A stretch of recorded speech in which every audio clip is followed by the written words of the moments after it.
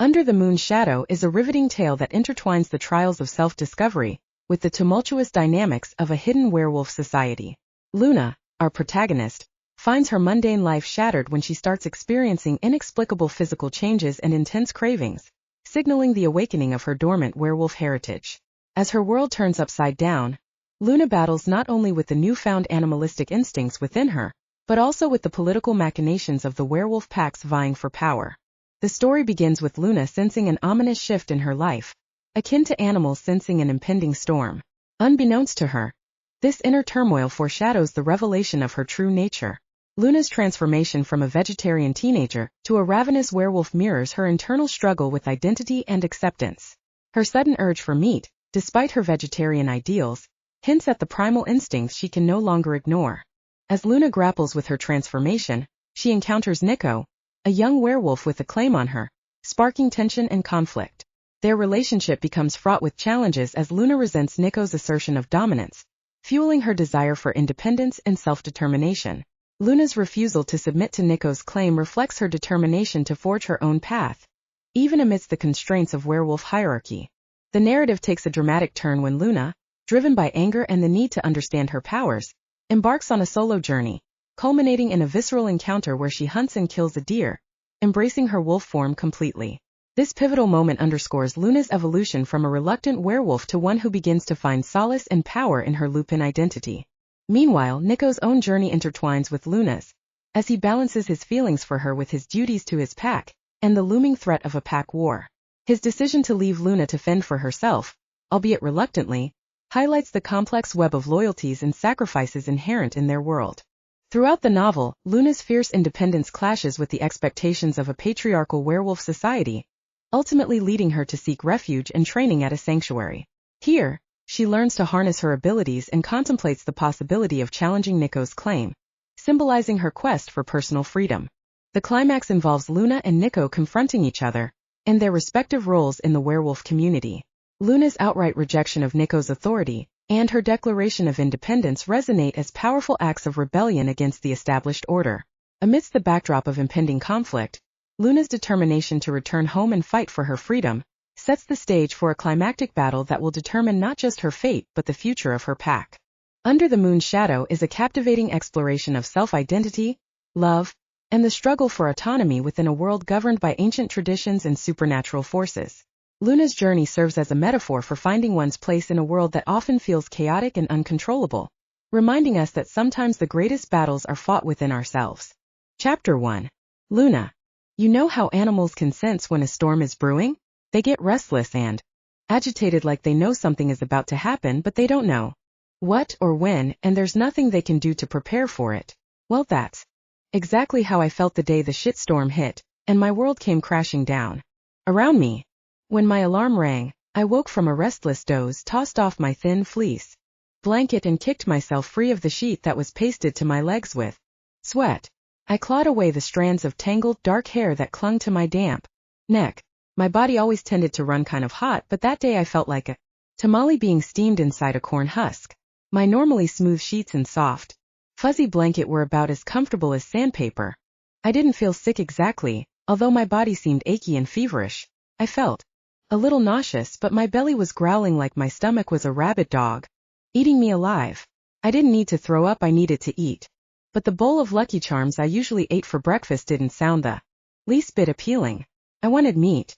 Kind of strange for a vegetarian, but maybe not for a half-hearted one like me who thought it was the right thing to do but couldn't seem to remember why when the scent of bacon wafted from the kitchen like it was doing just then. I tromped down the hall, my body twitchy, my muscles tense like coiled springs, quivering with pent-up energy, ready to burst out of my skin, my fingers clenched with the bizarre urge to claw away my flesh.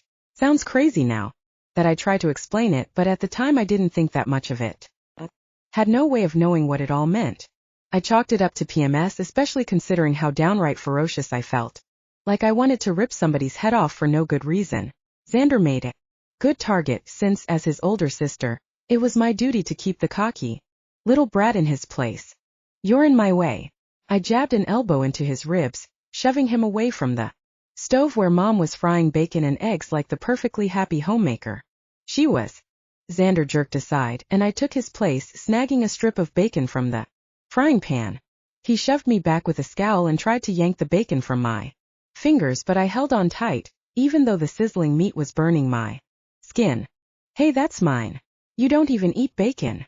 Today I do. I'm starving. And you've probably already had a dozen pieces. So? Mom was making that for me. Cook your own if you want some. Oh wait, I forgot you can't because you're a pathetic excuse for a girl. He rolled his eyes and stuck out his tongue like he was 5 instead of 15. I made an equally juvenile face. I burnt it one time. You've never even tried to make it. 'Cause I'm not a girl. Oh really? Then why is your voice higher than mine?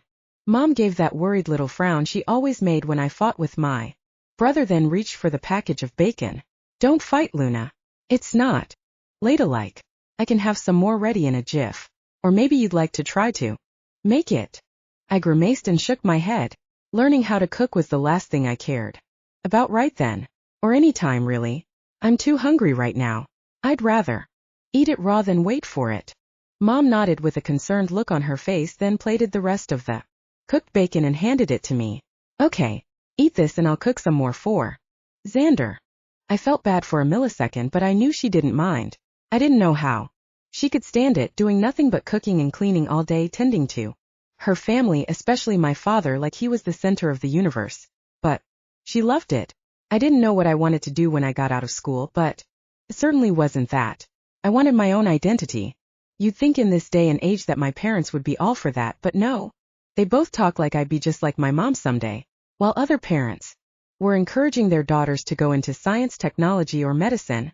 Mine thought being a wife and mother was the greatest thing a girl could aspire to. I hadn't pushed the issue much yet, but I fully intended to make something of myself before I even thought about settling down. But none of us could imagine what fate had in store for me. I held the plate to my chin and scarfed down several pieces of bacon, ripping off large chunks and gnawing it violently, before the roaring in my stomach settled a little. No one seemed to notice my unusual behavior, but that was normal. My brother and I were too close in age for me to remember those few years before he was born, and they started fussing over him like he was the chosen one.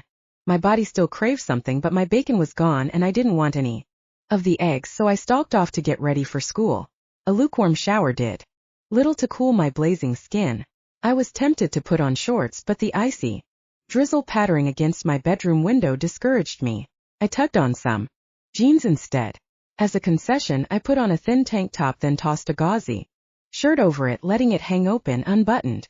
I wasn't the type to fuss over my looks like some girls, but something motivated me to swipe on some wine-colored lipstick and brush out my long hair, instead of wrapping it up in a top knot to get it off my neck like I usually did.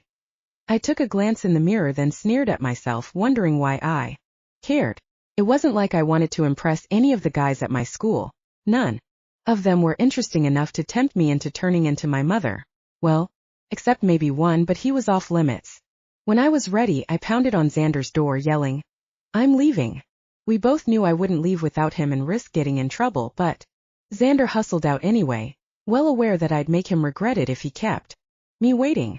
I climbed into my ride, Dad's old gray pickup that I'd happily claimed when he got a new one because I liked how high up I sat in it.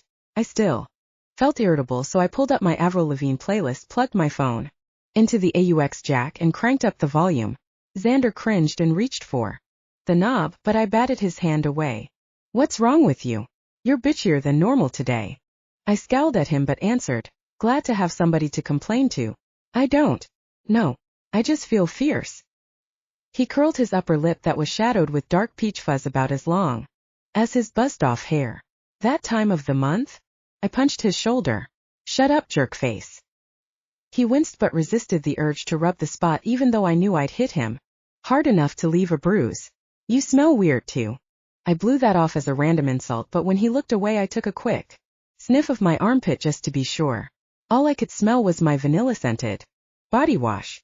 Once we got to school, Xander covered his head with his jacket and darted towards the building, but I stalked defiantly across the parking lot, face to the sky, savoring the cold water that pelted my flushed skin.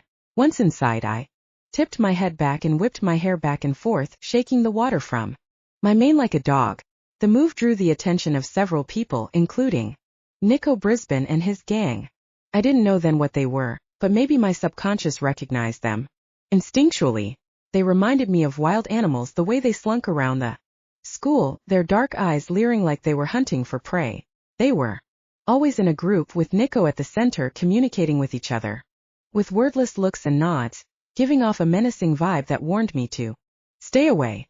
My father had given me the same warning on several occasions when we saw any of them around town.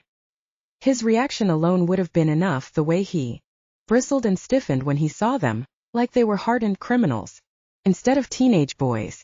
But he always made a point to say something too, reminding me to stay away from those boys from the other side of the river.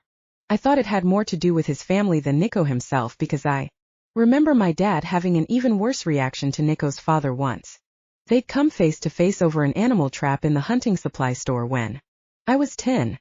Dad's whole body had swelled up and hardened like he was about to turn into the Incredible Hulk.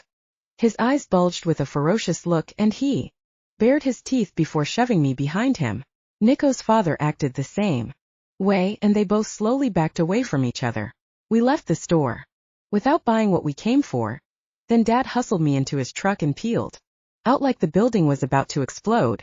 For the next several months he drove 20 minutes to the next town over whenever he wanted something. When I got my license, it took months to convince my dad to let me go to town on my own. Once I did, he would question me every time I went out about where I'd been and who I was with. He never said what he was so worried about, but I had a feeling he thought that Nico and his friends would get to me. I didn't understand what my father had against them. While they definitely gave off scary vibes, as far as I knew they'd never done anything to warrant that kind of distrust. But he never gave me an explanation, and my father wasn't the kind of man you questioned. His word was law, and all he needed was a stone-faced look to enforce it. But I was as hard-headed as my father, and there was something about Nico that drew me in. With dark hair, tan skin, and piercing amber eyes, Nico caught the attention of most girls in school. But it was the dangerous energy he radiated that attracted me, even though it should have repelled. It was only the fact that Nico treated me with the same aversion my father had for him that kept me away from him. Until then, when Nico's gaze landed on me, tossing my hair, his nostrils flared and his mouth stretched open with a hiss like he was tasting the air. His followers did the same thing. Nico's eyes zeroed in on me, roving slowly up and down my body before boring into mine with an intensity that made me shiver. Fear and attraction coursed through me at the same time like competing bolts of electricity zigzagging through me that crackled and sparked as they collided, raising my hackles and my libido at the same time. Luna, Xander whispered tersely. Dad's admonitions were not restricted to me. Xander had been warned against Nico and his group too. From the corner of my eye, I could see my brother tense and flick his eyes back and forth between us as Nico took a step closer. I sucked in a deep breath as he neared, drawing in a musky scent too intense to be his natural aroma, but better than any cologne I'd ever smelled. I desperately wanted to take another sniff, but I was too overwhelmed to breathe. I'd never been that close to him before. He'd always stayed clear of me, like his father had given him the same warning about me as mine had about him. But for some reason today was different. I dared to take another breath as Nico stepped in front of me and his pack encircled us, fencing me. Chapter 2. Nico. It had been drilled into me my whole life. Stay away from the Ammon pack. So, why was my body moving towards Luna like a scrap of metal being pulled in by a powerful magnet? And why were my pack mates following behind me like they had no more control of themselves than I did? I wasn't alpha yet. They didn't have to obey me. Even though they'd been practicing for it my whole life, they stayed back. Some out of deference to me, but I could tell they were as drawn to her as I was. It was her scent that drew me towards her, and probably them too. One whiff of it curled through my body like poison gas, intoxicating me. I'd never smelled anything quite like it. She smelled like a wolf, which was no surprise considering who her family was. As much as I avoided any contact with them, I knew exactly what they smelled like. I'd been trained to sniff out the slightest hint of the enemy pack. But it wasn't the lingering scent of them I smelled on her. She smelled like a different wolf altogether. She couldn't be, of course. There were no female wolves, hadn't been for generations. Our packs? Doubtful. Packs stuck to their own territory, even if they weren't enemies with other packs. They didn't mingle. But even if she had been with another wolf, that wouldn't explain the irresistible pull I felt towards her. All of a sudden, my body moved closer, her scent reeling me in till I was close enough to touch her. I'd never gotten that close to her before, never been near enough to see the gray flecks in her blue eyes or the pink flush on the porcelain skin that stood out against her damp dark hair. Striking. I'd always thought she was pretty, but I'd never been so attracted to her. Desire coursed through my veins like acid, burning me alive. She was the only thing that would quench the fire. I had to have her. My hand lifted to stroke her cheek, but I forced it down. She wouldn't want me to touch her, and I didn't want to scare her away. I focused my gaze on her beautiful eyes instead, which widened in fear. No doubt, she'd been warned to stay away from me and my pack, though whatever reason she'd been given wasn't the real one. Women weren't privy to the truth about werewolves, not even if they were an alpha's daughter. Like Luna. I stood there staring at her for a long moment, not sure what to say to her. There was nothing to say. I couldn't very well ask her why she smelled like a wolf or tell her that I had a sudden irresistible desire to touch her, kiss her, claim her. She'd think I was crazy. Her breath hitched and her heart sped up, both signs of fear, but there was another emotion on her face. One that could cause the same reaction. I knew, because I felt its effects on my own body. Was she as attracted to me as I was to her? Hey Luna, you look really nice today. The words tumbled out of my mouth and I instantly regretted them. I sounded like a tongue-tied idiot. She stared back at me for a moment, dumbstruck, but then her wine-stained lips curled up in a smile that sent bolts of pleasure shooting through my body. Oh, yeah, she definitely wanted me to. Thank you, she whispered, and the husky sound of her voice vibrated through me. I didn't know what to say next, but it didn't matter because her brother worked up the nerve to approach us then, confronting 5 enemy wolves in an attempt to protect his sister. Pretty impressive for a pup who'd probably turned for the first time less than a year ago. But like me, Xander was in line to be the next alpha of his pack, so he didn't dare show any weakness. Luna, you should get to class, he said, but he kept his eyes on me, staring me down without flinching, only the smallest quiver bristling the hair on his neck. She frowned at him and opened her mouth to argue, but then the first bell rang. So should you, she said to him, then slipped between the wolves that surrounded her and walked off. Stay away from my sister, Xander growled when she was out of earshot, then backed away a few steps before turning and hurrying off. What the heck was that? Rowan, my best friend and most likely my future beta, glanced back and forth between Luna and me, his bushy bronze eyebrows yanked up to his hairline and his big mouth gaping open. I stared after her too till she moved out of sight, then turned my attention to Rowan. Did you smell her? I couldn't imagine that he hadn't. Her scent was so potent, but now that she was gone, the whole situation seemed unbelievable. I'd never been attracted to a girl because of how she smelled before, and I'd never been that attracted to anyone. When I glanced at the others, they all nodded with guilty looks on their faces, like they felt bad for being attracted to her too, but Rowan never bothered to hide his feelings. Heck yeah, damn, she smelled good. Better than bacon and waffles. If I didn't already have a girlfriend, I'd be all over that. I growled at him and he held up his hands. I think she was into you. Are you going to go for it? I made a face, then stalked out of the lobby and down the hallway, my heavy boots pounding on the tile floors. The crowd parted around us when they saw me coming, giving my group a wide berth. What? No. Of course not. Why not? Rowan scurried to keep up with me, and the rest of my pack mates followed behind us. When I got to my first period class, the others wandered off to their own, but Rowan had the same class as me, so he followed me in. I took my usual seat in the back corner of the classroom, and Rowan slid in next to me. The seats around us stayed empty like usual. We were no threat to humans, but they sensed we were different and stayed away from us. Duh, because she's from the enemy pack. I kept my voice at a low whisper. Rowan could still hear me, but not the humans a few rows in front of us. Technically, she's not part of the pack because she's a girl. Think how epic that would be if you managed to snag their alpha's daughter. Rowan tried to be quiet too, but he wasn't very good at it. His voice was as big as he was, and his last words came out loud enough that someone might have heard him if the second bell hadn't rung then. My dad thinks they're lower than dirt. He'd never allow it. I shook my head and opened my notebook thinking that was the end of it, but Rowan didn't give up as easily as I did. He was more like an alpha than I was. Seems like you ought to be able to make your own decisions about personal stuff like who you mate with. I snorted. My father had picked out my future mate and made every other important decision about my life as well. I had less say about what I could and couldn't do than anyone else in the pack. You know how my dad is. He expects to be the boss of everyone, especially his own kid. Yeah, but you're gonna be alpha someday. You should stand up for your rights.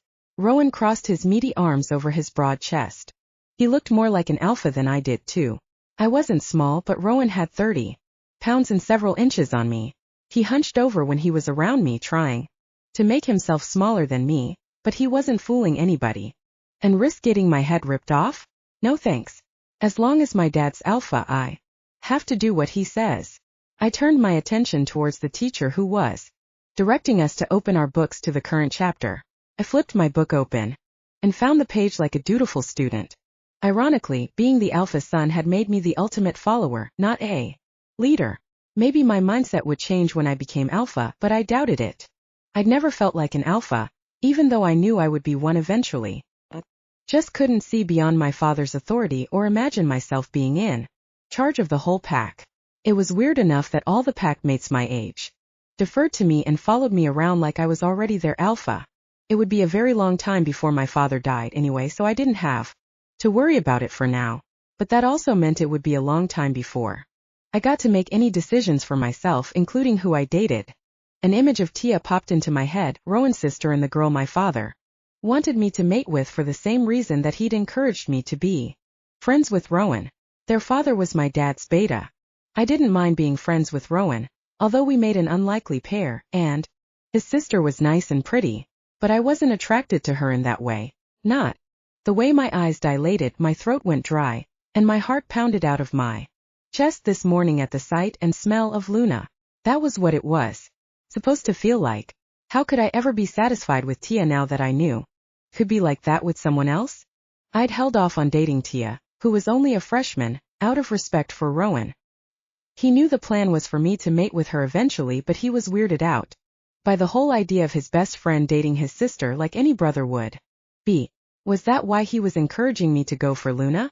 Her face took the place of Tia's in my mind, and the memory of her scent came rushing back, intoxicating me all over again. I closed my eyes to savor the memory. When I heard myself groan, my eyes popped open. Rowan stared at me like I was making a fool of myself. I felt my cheeks heat up, and he smirked and glanced down. I threw one hand over my lap and covered my face with the other. You got any classes with her? Rowan whispered. Just one. I didn't know whether I was grateful or disappointed, but I suddenly regretted all the months I'd purposefully ignored her. Now I couldn't wait to see her again. I spent the next 2 class periods in a daze, replaying every memory I had of her. Fortunately, there were quite a few of them because Luna was smart and confident and liked to speak her mind in class. She probably got that from her father. It was too bad my father's alpha personality hadn't rubbed off on me. In European history, she sat on the opposite side of the room like she always did, but I noticed her eyes flick towards me when she walked in. I let myself watch her as she strutted to her seat, head held high, taking long strides across the room.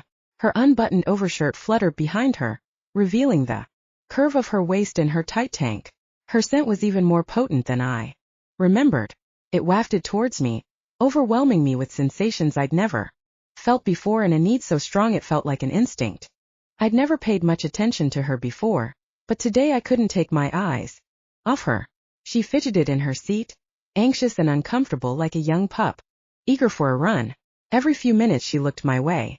The first time she caught me staring at her, and I quickly dipped my head. The second time, I let our eyes connect for a second before I turned away. The third time I held my gaze, forcing her to break the contact. There was no point hiding my interest since she obviously felt it too. I hung back for a minute after the bell rang, hoping maybe to talk to her on her way out, but a friend of hers caught her attention instead. She glanced at me over her friend's shoulder though, so I had a feeling she wished she was talking to me instead. My next class was way at the other end of the building, so I couldn't stick around long. After 2 minutes, I reluctantly forced myself to leave. I didn't hear a thing in my last class before lunch. All I could focus on was seeing her at lunchtime. I'd have an entire free hour to catch her attention. If I could find her. I had no idea what she normally did. Did she eat in the cafeteria or drive to one of the fast food restaurants nearby? Maybe she went home since she lived close. My packmates and I usually brought our own food and ate outside in a far corner of the school property where we had privacy to talk about pack issues and gnaw on the hunks of raw meat we liked without any strange looks. But today, as soon as the bell rang, I raced to the front doors of the school. Instead, hoping to spot Luna if she left the building. When she wasn't among the crowd of students who poured out of the building in the first few minutes, I decided to look for her in the cafeteria. As soon as I entered the large room, I caught a whiff of her scent. My eyes roamed the space till they landed on her, at the back of the line restlessly, poking her head around the person in front of her as she waited in the slow-moving line. I hurried over so I could get in line behind her, hoping I had some cash on me. She sucked in a deep breath and whipped around as soon as I got near her, like she could smell me too. Her eyes widened, and her body stiffened as I moved within inches of her. Another brilliant line. But her scent had turned me into a salivating animal again, with nothing on my mind but mating. What are you doing here? Her eyes darted around like she wanted to run, but she stayed put. Getting lunch, same as you, I said, trying to act nonchalant as I caught a glimpse of her brother from the corner of my eye, staring me down. You don't normally eat in here. My eyebrows jerked up. She paid more attention to me than I thought. What can I say? I'm a sucker for the school hamburgers. I can't pass them up. The way she quirked an eyebrow, I knew she didn't buy my excuse, but she didn't press the issue. When we got to the front of the line, Luna ordered 2 plain hamburgers and passed on the fries and salad. I ordered 2 burgers as well and fries. I probably wouldn't eat, just so it wouldn't look like I was copying her. Wanted to offer to pay for her lunch, but when I pulled my wallet out, I realized I barely had enough to cover mine.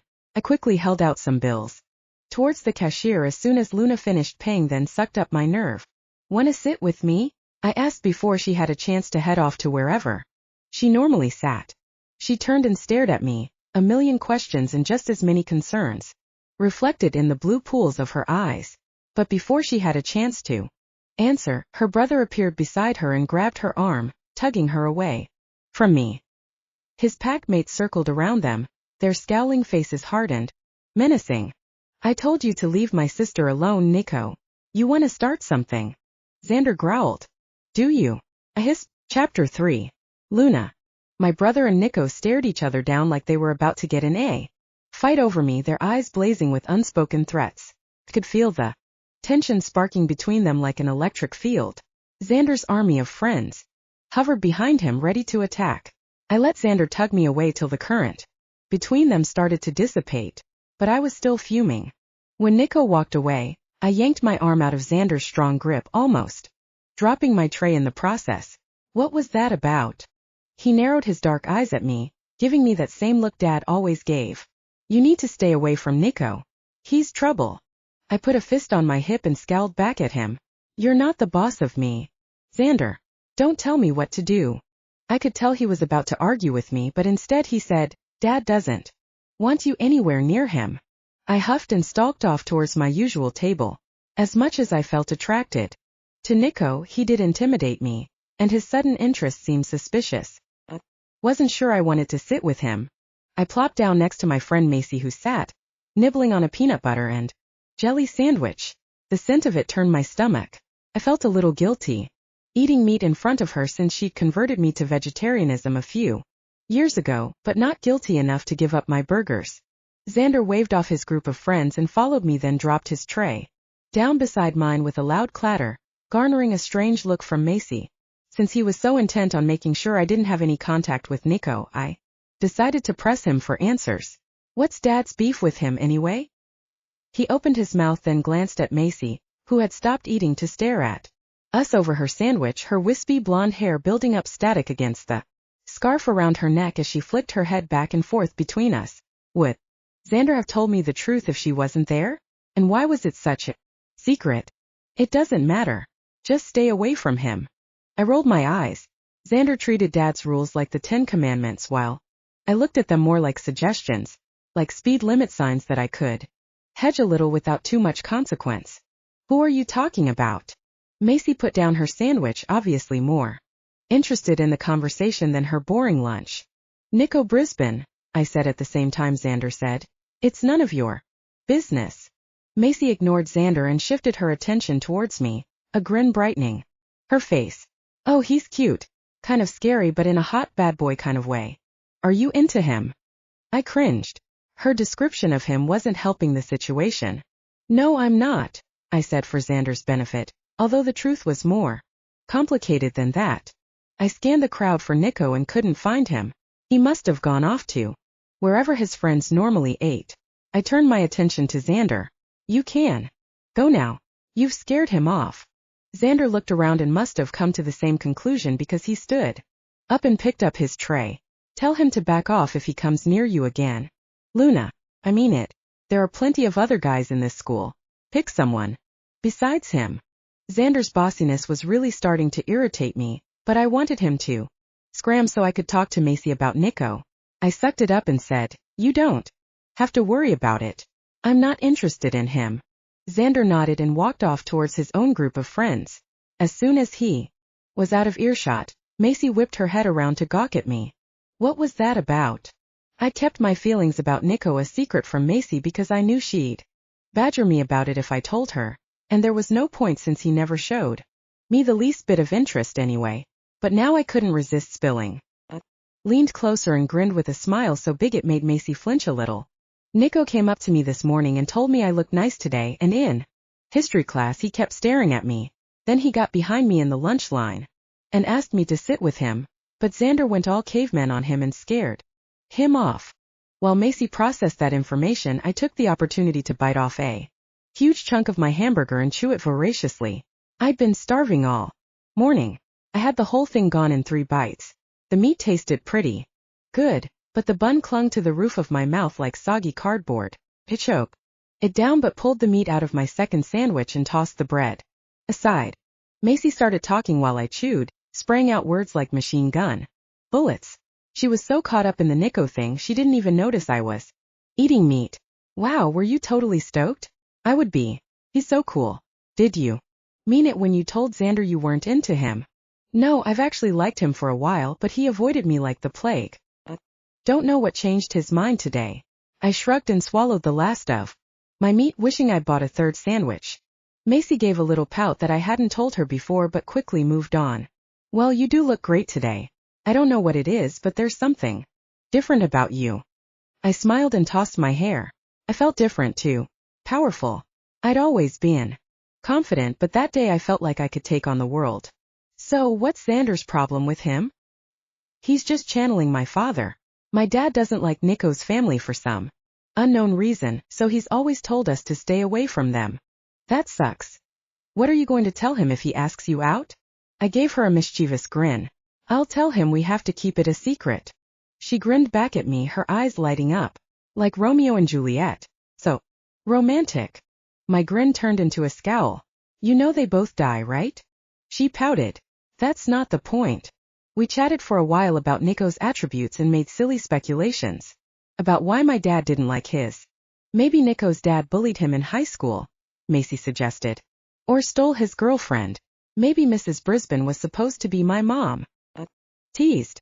Would that mean Nico should have been your brother? Macy twisted her face in a quizzical look, and I couldn't tell if she was joking or being serious. I rolled my eyes and shook my head. Maybe it was a business deal gone bad. And my dad thinks Mr. Brisbane cheated him. Maybe he did. Maybe he's a criminal. Or a mob boss. Nico does seem kind of dangerous. She wiggled her eyebrows playfully, but her words hit on my own suspicions. My dad was tough and demanding, but he was a good person. He wouldn't dislike someone so intensely for no reason. Maybe Nico's family was villainous and that was why he wanted me to stay away from them. I really didn't know Nico well enough to say. I needed to find out more information before I made up my mind about him. I vowed to quiz Xander as soon as we were alone. The day's strange events kept my mind on edge all day, and the restless energy that had been plaguing me only got worse. I wanted to run or fight or do Something besides sit at a desk and listen to lectures. By the end of the day, I was crawling out of my skin. Xander gave me a weird look when he got in my truck after school, like he could sense my discontent. "Did you see Nico this afternoon?" he immediately asked. No, I started to tell him that I only had one class with Nico, and it was in the morning, but I decided to keep that information to myself. The last thing I needed was for my little brother checking up on me in class. He was almost 3 years younger than me. I didn't know why he always thought he needed to look after me. I wasn't some wimpy little girl who needed a protector. What's Dad got against him and his family anyway? What did they ever do to him? Or you? I turned down the stereo, hoping to get a straight answer from him now that we were alone. But Xander sneered at me, irritated. "Can't you just do what you're told for once without questioning it?" His words stoked a fire in me, and I let it blaze through my eyes. No, I'm not a mindless soldier. I can think for myself and make my own decisions. Give me one good reason why I should stay away from Nico, and don't say because Dad said so.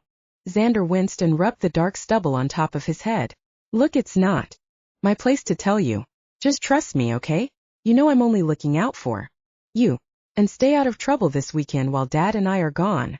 I pulled into the driveway and parked behind Mom's car since she never went anywhere in the evenings, leaving the other side open for Dad. "You guys are going hunting this weekend?" "Yeah, we're leaving tomorrow after school."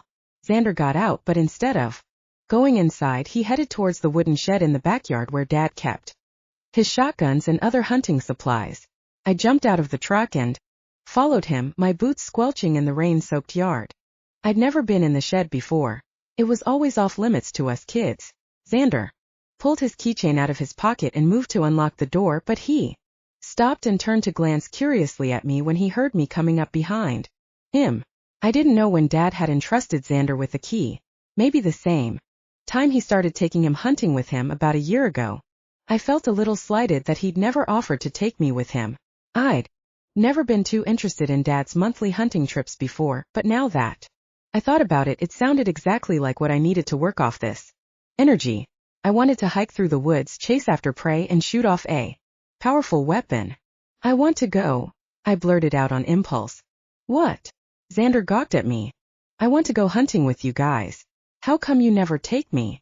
'Cause you're a girl." I propped my fists on my hips. "So?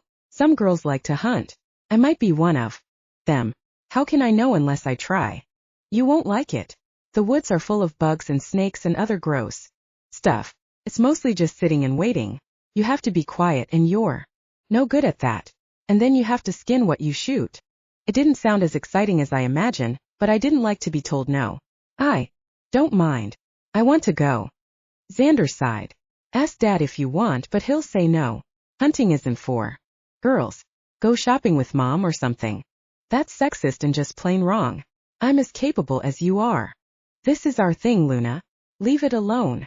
We stared each other down for several moments before I huffed and stomped away. If I couldn't go hunting with them, I'd find some other way to entertain myself, and it wouldn't be shopping with Mom. With my dad and brother gone, there'd be no one around to stop me from going out with Nico. I decided right then if he asked me, I'd say yes. Or better yet, maybe I'd ask him my chapter for Nico. Xander flared his nostrils and whirled around to stare at me as I passed by his locker. He crossed his arms over his chest, flashing his newly developed muscles, and shot death rays at me from his eyes. For such a young pup, Luna's brother sure wasn't afraid to stand up to me. Knew he was in line to be his pack's next alpha, but my father had always talked about their pack like they were weak and pathetic, so Xander's confidence surprised me. Either he was a lot stronger than I assumed, or he was really stupid. I was betting on the latter. A year ago he'd been a scrawny little kid, but when puberty instigated that first shift, like most wolves, he bulked up quickly. All those new muscles could go to a wolf's head and make him think he was more badass than he really was. But what was he going to do, fight me? Now that would be the ultimate stupidity. If he did, that could lead to a war between the packs, which I was almost positive his pack would lose, since according to my father they denied their true nature and rarely let themselves shift. They wouldn't know how to fight in wolf form. No, Xander might talk big and blow a lot of smoke, but if I wanted to be with Luna, there was nothing he could do about it. I jumped towards him baring my teeth and growling at him so he wouldn't think I was afraid of him. I wanted Luna, and I wasn't going to let her little brother intimidate me. He'd made it a challenge now, and my pack didn't back down from challenges. I didn't expect to see Luna the rest of the day, which gave me plenty of time to come up with a plan for tomorrow.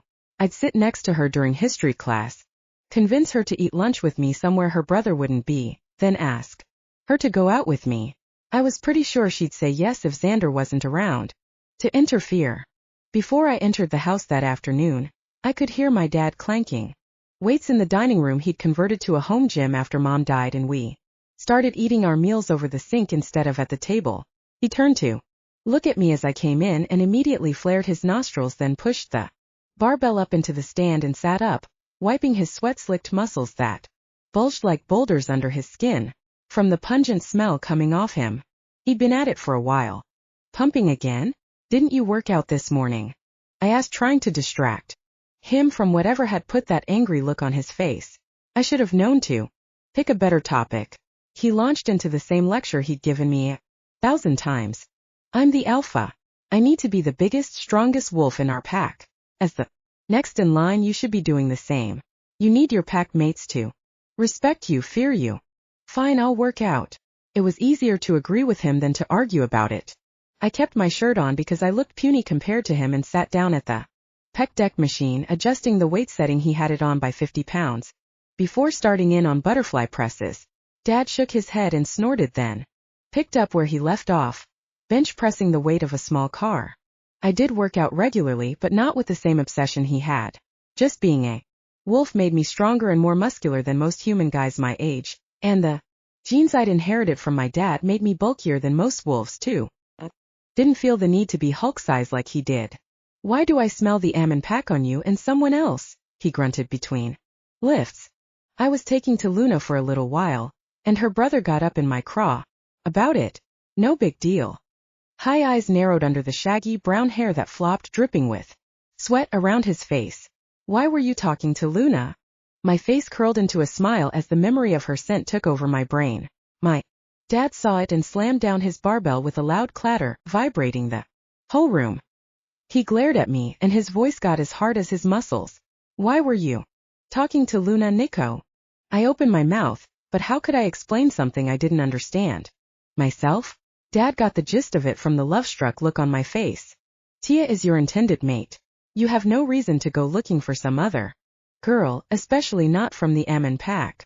I kept pumping, trying to come off as nonchalant. I'm not looking for a girlfriend, Dad. I was just hanging out with her. He abandoned his barbell and switched to the chin-up bar. His face tensed up in a grimace, and he grunted through gritted teeth as he pulled his heavy body several feet off the floor with his massive biceps. You have no business fraternizing with any of their pack. I wanted to spout Rowan's rebuttal about how technically girls weren't part of the pack, but I knew better than to be a smartass. He'd backhand me into the living room. Maybe I could spin it as a strategy. She seemed into me, so I thought maybe if I made friends with her she might spill some insider information about their pack. He let his body drop to the floor with a ground-shaking thud. Don't try to pretend you're not thinking with your dick instead of your brain. She doesn't know anything useful about their pack, and you know it. If anything, she's trying to get secrets out of you. I thought about mentioning that I'd approached her, not the other way around, but I didn't figure that would help anything. Better to kept my mouth shut. Take my lumps and let him have his say. Just because we have a truce with them right now doesn't make them our friends, Nico. They'd try to take us down if they thought they could. I scrunched my face in confusion. I thought they were pacifists who never even shifted. Are you a moron? Haven't you learned anything in school? The biggest wars were started by people who claim to be on the side of good. Don't believe they're holier than thou. Talk for a minute. Lupin just wanted to be alpha, so he convinced half the pack that there was something wrong with being our true selves. They're no better than we are. He started pacing, working himself up into a fervor. That's why I work my ass off to stay strong, so I'll be ready if they try to take over our pack. But all you think about is having fun. You're willing to put your pack at risk to chase some tail. You're weak and stupid. You're nowhere near ready to be the next alpha. I don't know if you ever will be. He slammed his fists into the punching bag, accentuating each insult. He might as well have been punching me in the chest. I knew I wasn't cut from the same cloth as him, but no matter what I did, I could never live up to his expectations. I didn't know why I bothered trying. Thankfully, he stomped off then, too irritated to be around me.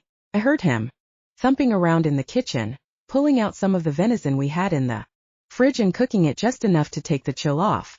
It smelled great, since all I'd had for lunch was a couple overcooked burgers, but I wasn't about to go out there. I did a bunch of reps to channel my anger and pacify him a little. As much as I hated it when he talked to me like that, he was probably right. It was stupid of me to go after Luna. I should stay as far away from her and her pack as possible. Like Dad said, our packs were enemies, not friends. But I couldn't stop thinking about her as I worked out, her face and scent lingering in my mind. The next day, I headed to school intending to stay far away from Luna, her brother, and any other wolves in the Ammon pack. But my resolve faltered the minute I walked in the door and caught a whiff of Luna's scent.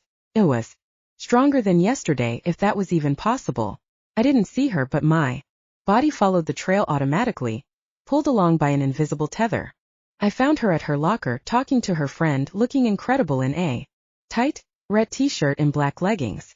She lit up when she saw me, curling her lips in a smile and peeking over her friend's shoulder at me. Her friend caught her reaction and turned to see what she was looking at. Then she grinned and whipped back around, presumably jabbering to Luna about me since Luna kept nodding and smiling my way. I drifted towards her, but her brother was a few steps away with his pack, keeping one eye on her. And he saw her reaction too.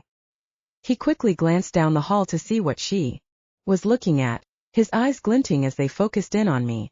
He kicked off from the locker he was leaning against and headed my way. I quickly adjusted my trajectory away from Luna. When Xander got close, I mumbled, "I'm just walking down the hall, Xander. Don't start something you're not ready to finish." He glared at me. "Oh, I'm ready, all right. Are you?" Maybe my dad was right. Maybe they would fight us if they had a good enough reason. I could probably take Xander since he was a few years younger than me, but I didn't know enough about the rest of his pack to estimate how my own would fare against them. Besides, I told myself yesterday I was going to stay away from Luna. I certainly didn't want to be the one to spark a pack war. If the other pack didn't kill me, my father would. "I'm not fighting you over your stupid sister. She's not worth it," I spat out, trying to keep from looking like a wuss. But at the same time I prayed Luna hadn't heard the insult, and it probably wasn't smart to insult a guy's sister in an attempt to defuse a fight. My dad was right about that too. I was an idiot. I kept walking fast, hoping Xander wouldn't come after me. He was smart enough to know not to start a fight in the middle of school at least. But who knew what he might try later? Hopefully he'd come to the same conclusion as me and let it drop. By the time I got to history class, I'd reconvinced myself to stay away from Luna. When she walked in the room, I gave her a quick glance, then turned away, focusing on pulling out last night's homework. I forced myself not to look up when her scent wafted towards me, making my balls tighten and my head cloud with lust. My whole body hummed with the desire to rush towards her. I imagined myself tossing my desk and racing over to her, grabbing her and pressing her against my body, feeding the fire that ravaged me. But I clutched tightly to my chair till my fingers ached. She was just some girl, I could resist her. When she sat down beside me, I just about exploded. "Hey, Nico." My self-control disintegrated into ash, burnt up by my lust. The only thing that kept me from pouncing on her was the bar connecting my desk to my chair. That penned me in, and the vague thought that this wasn't exactly an appropriate place to act out my fantasies. I turned towards her, grabbing the cool metal bar like it was my last grasp on reality. "Hey, Luna," I croaked, holding my breath. "Sorry about my brother. He's an ass." "It's okay. He's just trying to protect you." She needed to be protected, because I was one sniff away from ravaging her. I don't need protection, and I can decide for myself who I want to hang out with. Xander and my dad are going out of town tonight, so I was thinking if you want, maybe you and I could. If I want. Did she not see that I was an inferno of desire over here? All my plans to stay away from her went up in smoke. "Yeah, definitely. Sounds good. What time should I pick you up?" The words slipped out before I thought about what a bad idea it would be to show up on their land. Her father and brother would know in a heartbeat that I'd been there and they'd consider it a threat. Thankfully, she threw me a bone. I volunteered to stay after school and help set up for the fall festival, but once it starts, I'm free. Maybe you could meet me here around 6 and we could check out the festival. I swallowed hard. She wanted to hang out in public where the entire school could see us? Her brother would find out for sure. But what was I supposed to say? Don't you want to go somewhere more private? She'd think I was trying to get in her pants. At least at the festival there'd be plenty of witnesses, so none of the Ammon pack could accuse me of anything untrue. Or start a wolf fight. Yeah, sure. Where will you be? Look for me by the food tent. The bell rang then, ending our conversation. The teacher kept us busy taking notes on his lecture, so I didn't have time to talk anymore with Luna. Although her scent kept me in an agitated state of arousal the whole time. When class was over, she gave me a little smile and a wave before taking off. I wanted to walk her to her next class, but maybe it was better that I didn't. Her brother and his pack mates might see us. Better to keep things on the down low as long as possible. At lunch, I didn't bother looking for her. Her scent was too much temptation. Maybe it was for the best that our date was out in public. Otherwise, I wouldn't trust myself to keep my hands off her. But being with her and not touching her was going to be Chapter 5. Luna. What was wrong with me? People talked about teenage boys being obsessed with sex, but I couldn't imagine anyone feeling hornier than I was. It felt like a raging ball of fire burning up with need. My whole body ached with it. Since I couldn't have sex, I wanted to run or fight or do something wild and aggressive. Setting up the condiment table in the food tent was definitely not satisfying any of my urges. I squeezed the dispenser a few times to prime the pump till mustard squirted out onto my sausage sandwich.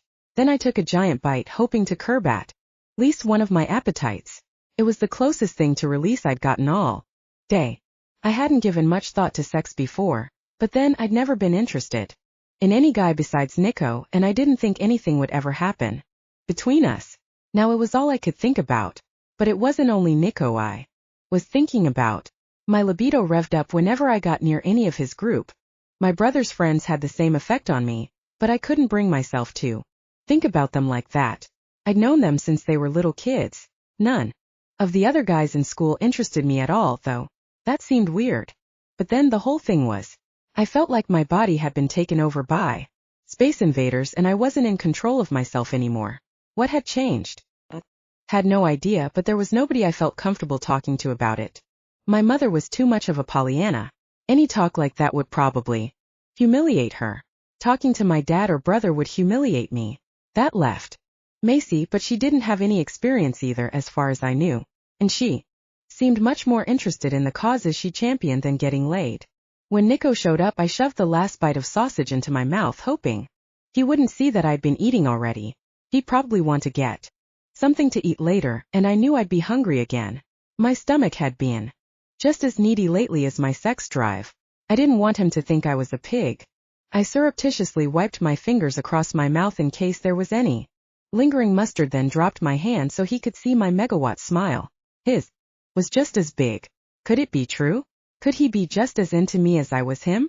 He smelled great, even better than the sausage they were cooking, like he was putting off pheromones designed to lure me in. I didn't need them. He looked great too, in snug dark jeans and a burgundy shirt that complemented his dusky olive skin and made his amber eyes pop. They seemed extra bright that night, with a string of lights draped across the food tent sparkling in them. They gazed into mine, hypnotizing me for a moment. He reached out a hand towards me and I glanced down at it, breaking the spell. But before I could process what he wanted, he pulled it back and shoved it in his pocket. My body started screaming, "Please touch me." It sounded so loud inside my head he had to have heard it, but all he did was move close enough to build up a crackling heat between our bodies. I forced myself to ignore it and focus on what he was saying. "Do you want to walk around a bit, see what's here?" I nodded and let him lead me out of the food tent, our shoulders brushing, setting off sparks that I was sure were visible in the darkness. Thankfully, the chilly fall air cooled my overheated skin. Otherwise, I might have ignited. A crowd of people flowed around us, chattering, and barkers shouted at us from brightly lit, carnival-style game booths that lined both sides of the path. But all I could concentrate on was being next to Nico. "I feel like I've known you forever." But I don't know that much about you. What do you like to do? His question yanked me out of my daze.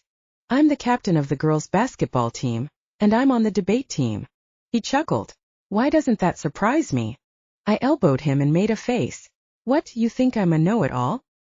He held up his hands and shook his head, but his grin that told me that he did, at least a little. Maybe I was a bit opinionated. No, but you always have something to say in class, and you hold your own against your brother. He likes to boss people around, but it doesn't work on me. That comment prompted a curious look that made me wonder what he was thinking. I had no clue because I knew almost nothing about him either. Was I only attracted to him because of his looks and the fact that I wasn't supposed to be? I hope not, that sounded so shallow. I quickly changed the subject to him, so I could find some reason to like him besides how sexy he was. What about you? What do you like to do? Hang out with my friends. Run track. I work out a lot. As soon as he said that, he blushed and dipped his head. I didn't mean it like that. I put a hand on his arm.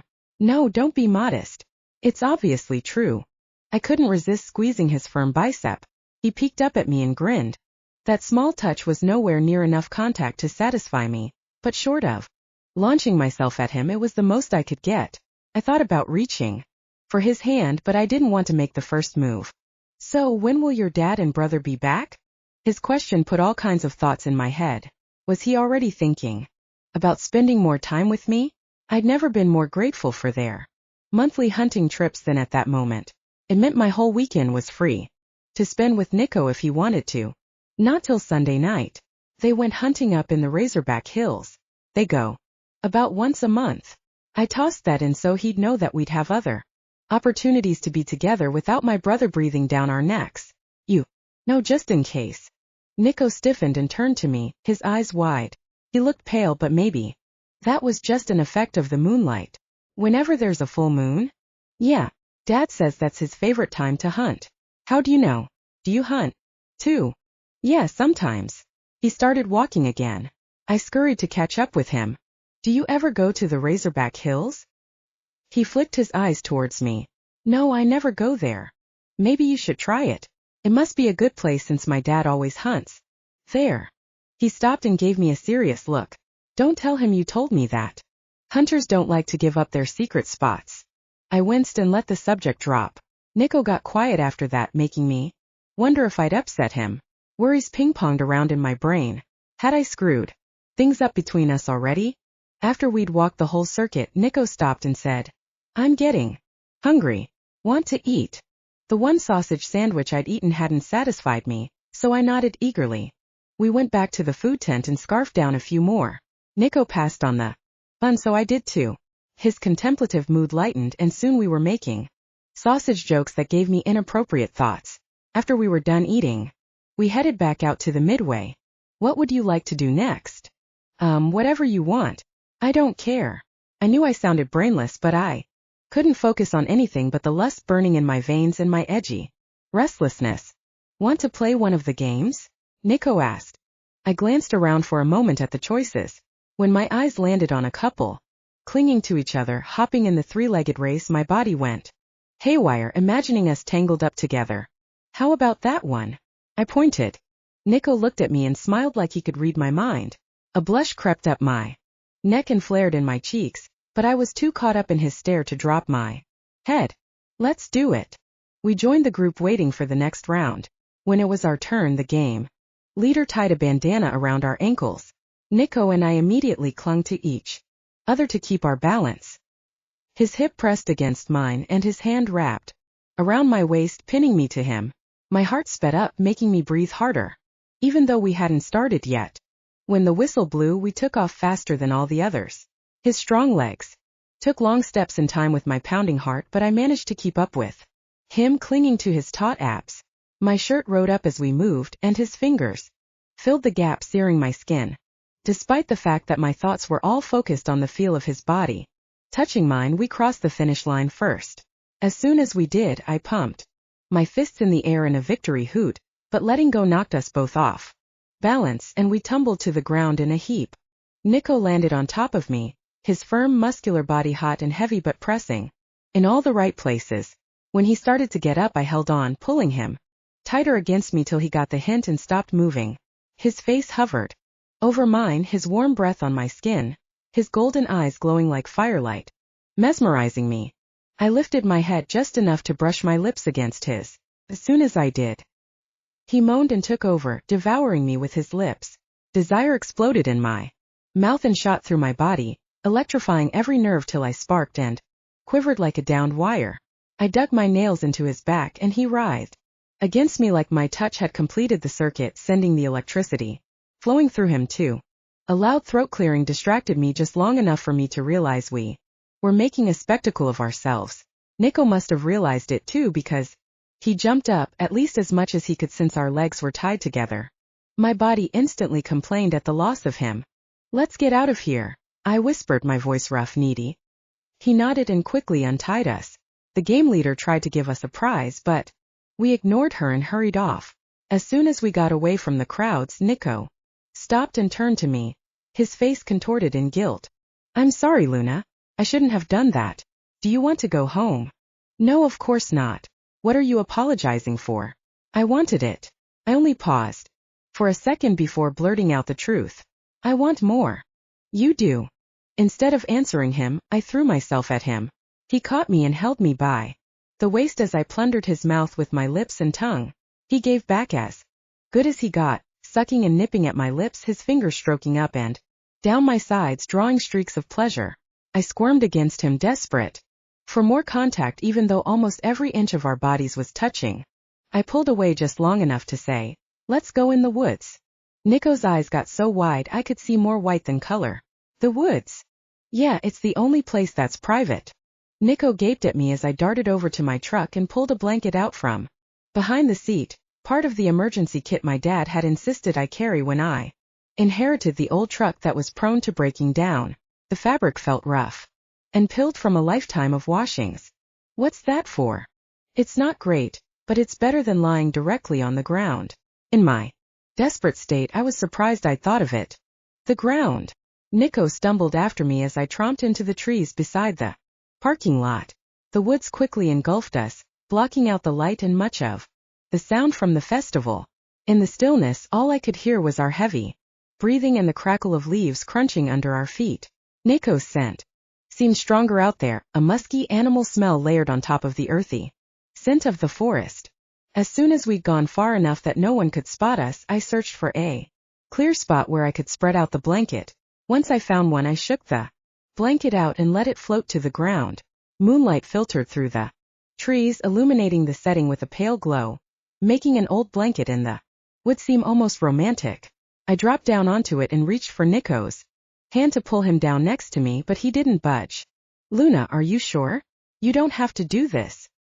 His voice was tentative but husky with desire. A small voice in the back of my head told me I was crazy, that I was a wanton slut who was about to give it up on my first date, and that Nico didn't want me that way. But the bulge in his pants proved the latter wasn't true, and my body was too lust-crazed for me to care about anything else. I had to quench this fire inside me now. "Yes, I do, Nico. I'm going to explode if I don't. Please." I begged him with my eyes and my voice to give me what I wanted, needed, and for half a second I felt guilty about manipulating him. But the look in his eyes told me he wanted just as badly as I did. He nodded and dropped to his knees beside me. I lunged for him, knocking him backwards and pressing my body on top of his, trying to ease my need. He stroked me, leaving a trail of fire everywhere his hands touched.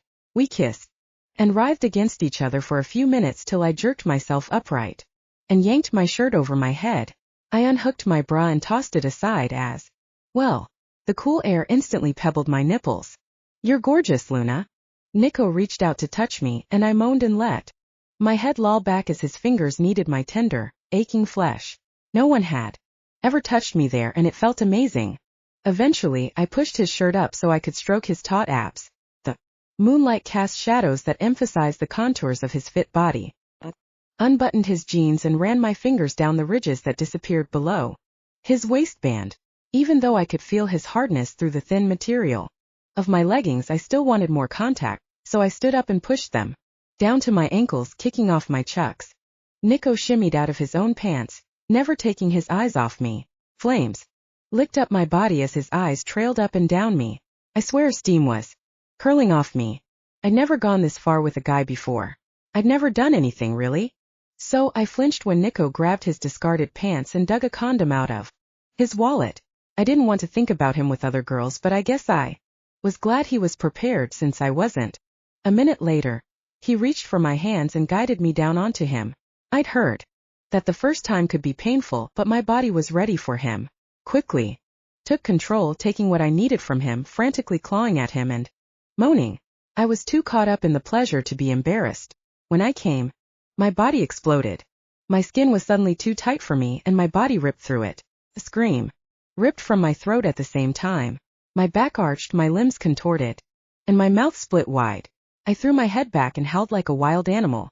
It was agony, like every muscle was tearing, and every bone was breaking, but I had never felt more alive, more powerful. My body was a cage, and I'd finally escaped from it. I felt like a butterfly emerging from its chrysalis, but Nico gaped at me like I'd turned into a monster. What was happening to me? He only stared at me for a moment, though, before his own body exploded in front of my eyes. 1 second he was a naked teenage boy, and the next he was a giant wolf covered in thick fur that shined like strands of silver in the moonlight. He immediately pounced on me, knocking me down, then mounted me from behind. I was too stunned to move. He howled as he came, a loud, terrifying animal sound that echoed through the forest, scaring flocks of birds away.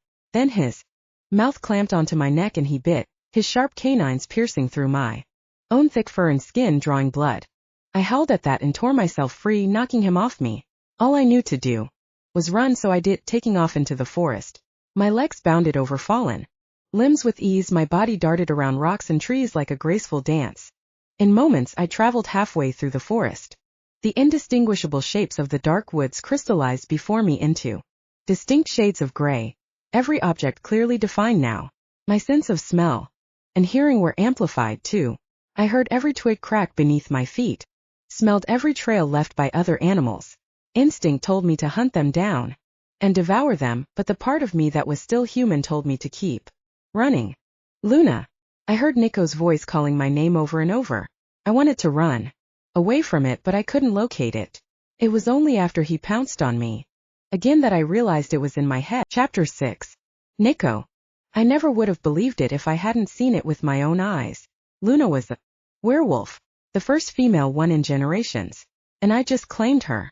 Could this night get any better?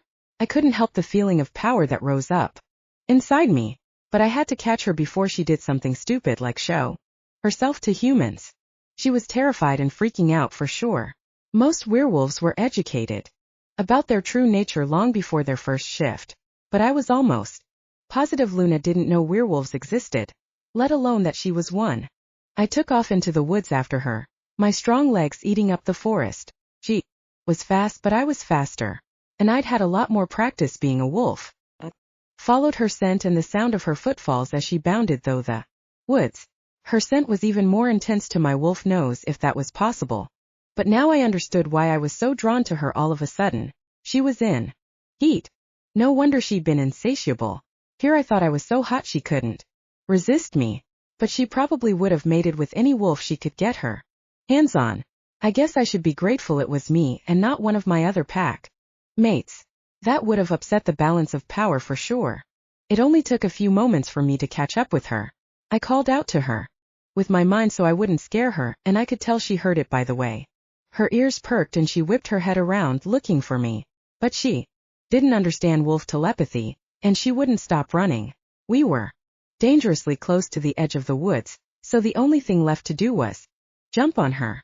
Luna, it's Nico. Calm down. I'm not going to hurt you, but you need to listen to me. She yelped and flailed, snapping at me with her teeth, trying to toss me off her, but I wrapped my jaws around her neck and held on tight, trying not to pierce the skin again. Eventually she flopped to the ground, whimpering, and buried her snout in her paws. I'm going to let go of you, but you can't run. You're almost out of forest. You can't go out on the road where someone might see you. You promise you won't take off. She whined, then let out a pathetic howl.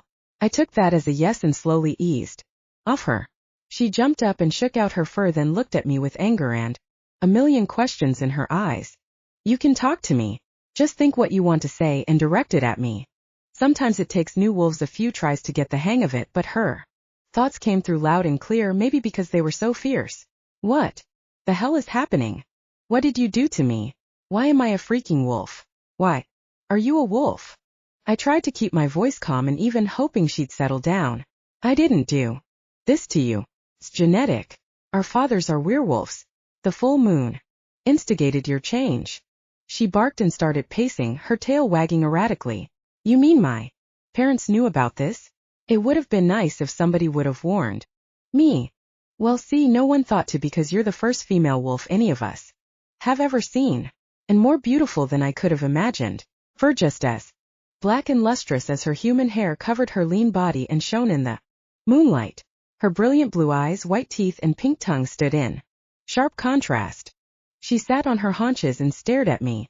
In our wolf form, we didn't give much thought to our appearance, but I'd seen my reflection in moonlit water, so I knew what my wolf looked like. What did she think when she saw me like this? Was she disgusted by me? Why? A long time ago, male werewolves started mating with human women. Their sons were all wolves, but none of their daughters were. Eventually, there were no more female wolves around to mate with. She chuffed and jumped up again. So not only am I a freak, I'm a freak among freaks. No, it's not like that. You're a miracle. I patted towards her and nuzzled my snout into her neck. She let me for a moment, then jerked her head up. What about my mother? She's human. I doubt she knows anything about this. You don't know for sure? I took a few steps away from her to think about how to explain it. There was no way to sugarcoat it. Eventually I spit it out, but like a coward I kept myself turned away from her. Our families belong to different packs. Opposing packs. She bounded over to look me in the eye. Is that why my father always told me to stay away from you?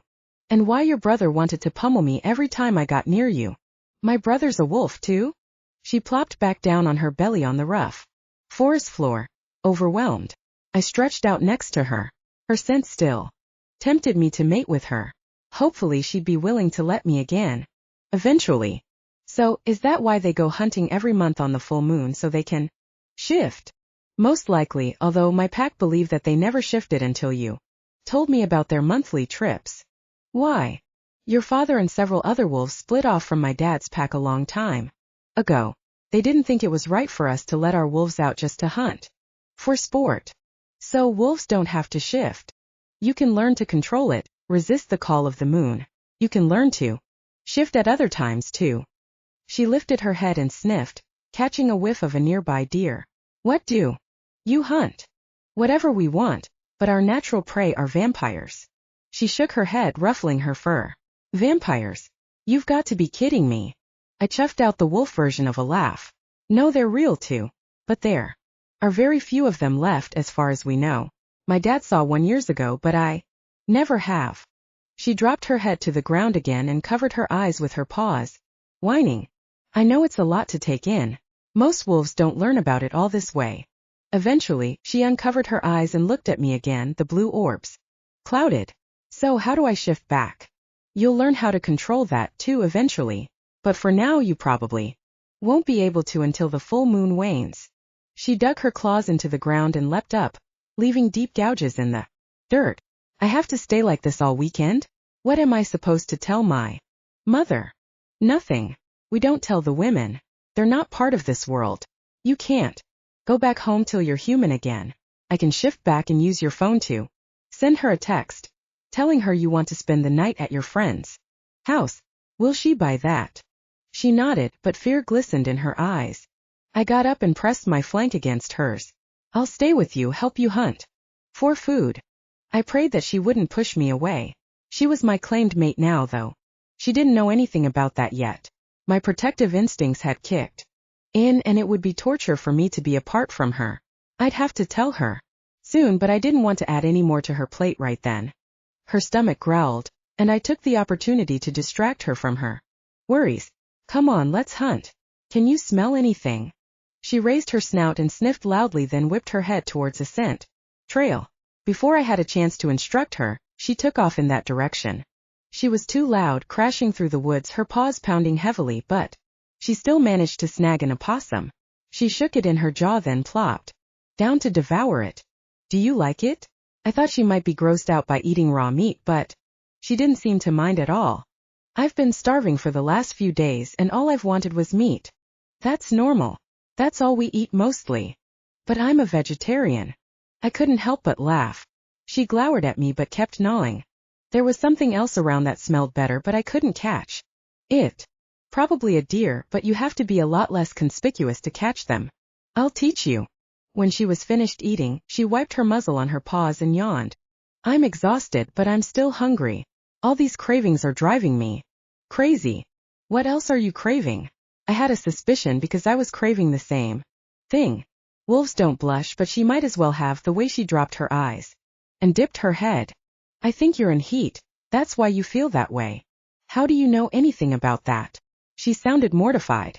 You've been pumping out pheromones since yesterday. It took every ounce of my self-control not to jump you the minute you walked into school. Her muzzle fell open, and she whipped around so I couldn't see her face. Patted over to her and nuzzled her. She snapped at me.